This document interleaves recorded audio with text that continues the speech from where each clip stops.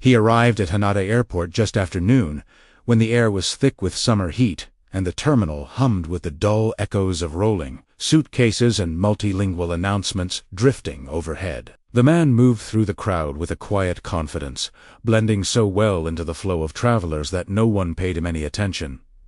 Not at first. He was average height, dressed in a tailored gray suit that fit him perfectly, a businessman's attire. Clean, deliberate, expensive. His hair was neatly combed, flecked lightly with gray at the temples. His eyes carried that sharp, wandering alertness often seen in seasoned travelers, the type of person who has lived in airports more than in his own home. He approached the customs counter, setting his leather briefcase on the floor beside him before handing his passport to the officer. The document had the weight of authenticity, a textured cover, embossed with a golden insignia. The officer flipped it open, expecting the usual, but then his eyebrows lifted, then knit together. Thin, frosse. The officer glanced up. Purpose of your visit? His tone was steady, but small traces of confusion bled into it. The traveler replied instantly, with the practiced ease of someone who had answered the question hundreds of times before. Business, same as always. His accent was European, though the officer couldn't place exactly where. The man wore a polite, easy smile, almost reassuring. But the officer wasn't reassured. Not at all.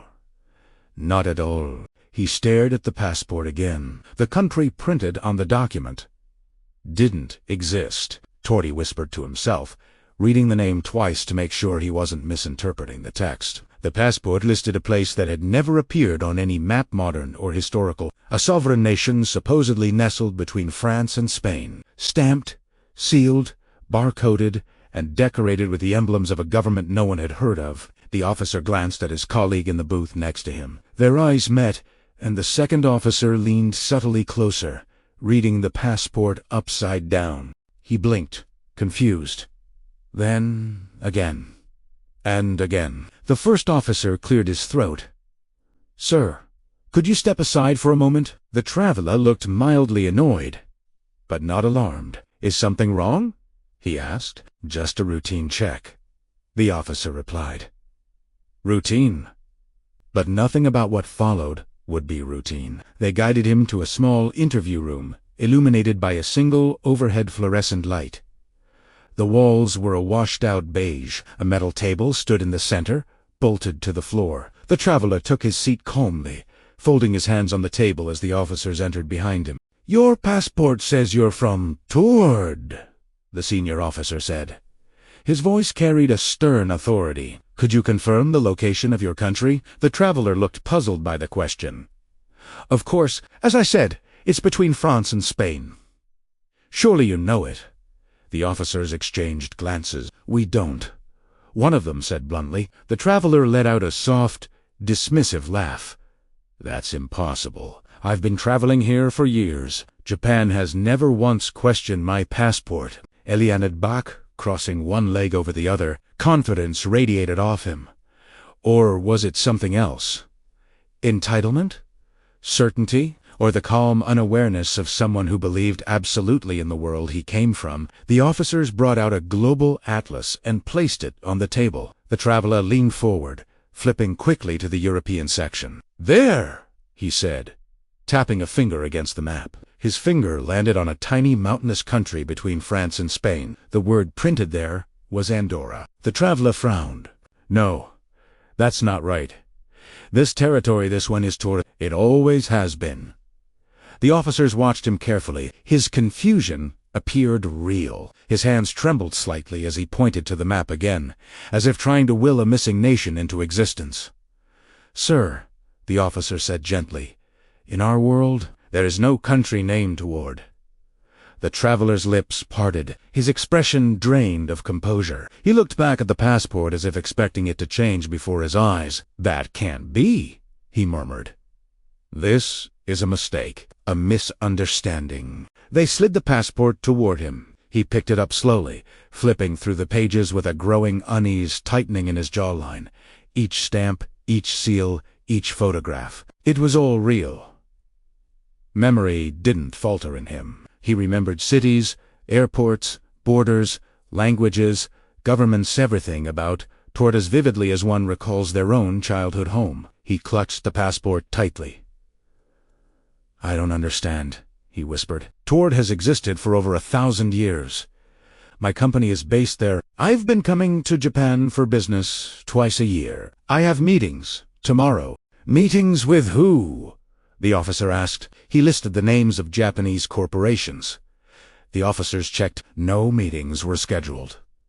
No record existed of the companies he mentioned. The addresses he gave did not exist. Hours passed. More questioning, more confusion, more contradictions. Finally, as evening fell across the city, the authorities decided to place him in a secure hotel room under observation. Not a prison cell, but not a free room either.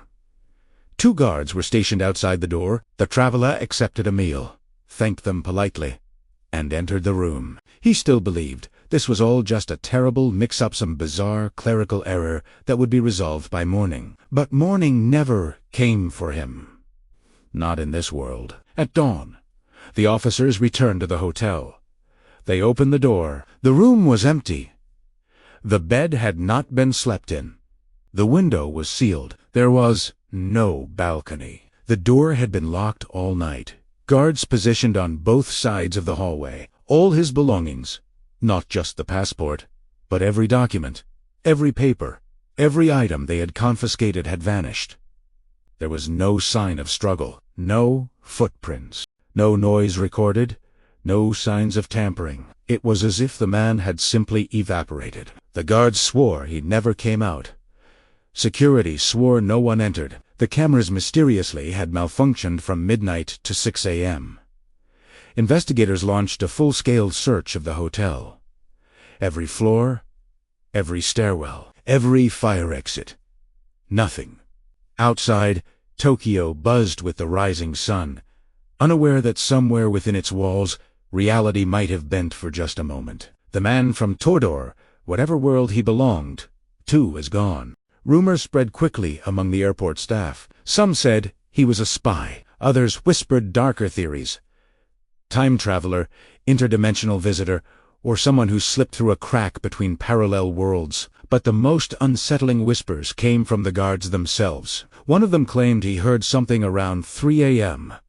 A soft sound like distant wind, or fabric shifting in an empty room. When he checked through the peephole, the traveler was sitting on the edge of the bed, staring at the wall with an expression of deep sadness. A minute later, the light flickered. By the time it steadied, the bed was empty. After that night, the case quietly disappeared. Reports vanished. Documents were classified. The hotel room was repainted and reopened to guests. The offices involved were reassigned. Japan stopped talking about it. The world forgot. But traces remained. Fragments, echoes, stories passed between airport workers who still whispered about the traveler, who came from a country that never existed, who arrived through customs and slipped out of existence. Some believed he returned to his own world, one where Taured stood proudly on the map. Others theorized he had crossed by accident through a glitch, a momentary fracture between timelines. And maybe, when the boundary closed, it pulled him back. Or maybe it left him stranded somewhere else entirely, somewhere between worlds, somewhere no passport could ever guide him back from. Those who believe in parallel universes say every possibility exists somewhere. Every country that could exist does exist. Every choice, every history, every outcome branches endlessly. So maybe Taured is real. Not here. Not for us. But somewhere, on a map we'll never see. A man returned home. And maybe, just maybe, he tells his own version of the story. The day he visited a world that didn't know his homeland existed. The day he met people who insisted he came from nowhere. The day he was held in a room and vanished back into a universe where the world made sense again. The man from Taured left behind no proof, no records, no photographs.